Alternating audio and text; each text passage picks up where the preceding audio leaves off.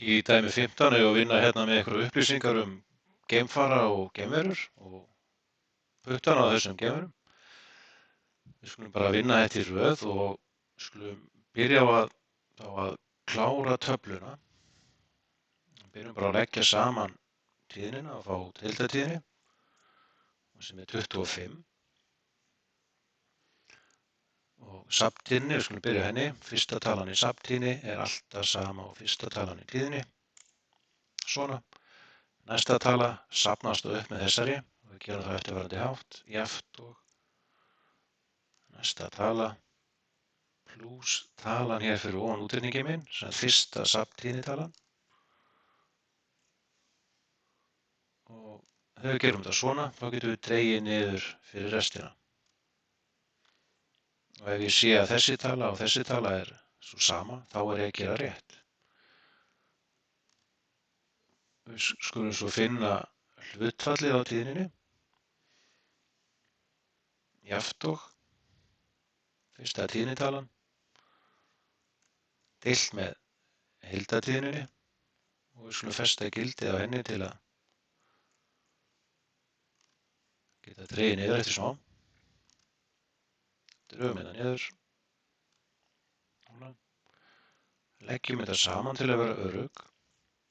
Og það sem ég fæ einn, þá er nú bara nokkuð sáttur. Og tökum þá safnhlutfallstíðnina. Fyrsta talan þar er fyrsta talan hlutfallstíðni. Næsta tala er þá jafnt og þessi hér plús talan sem ég var að ljúka við hérna fyrir ofan. Þá get ég dregið niður fyrir rest og það sem ég enda í einum og einn er hér, þá er þetta bara rétt hjá okkur. Og spurt er í B, hvað voru geimverurnar margar? Heildartíðni, heildarfjöldi geimvera er 25. Svona. Gerðu myndrit sem lýsir dreifingu fingrana. Og þegar ég gerir myndrit, oftast verður súlurit fyrir valinu, þá byrja ég á að velja tíðnitölunar, F-tölunar. Setjum bara inn eitthvað einfalt súlurit. Staðsenda það hér og það sem við sjáum strax er að tölunar niður eru ekki réttar. Ég hægri klikka á þetta, fer í Select Data, Edit og vel tölunar sem eiga að vera hérna undir og það er alltaf X-tölunar.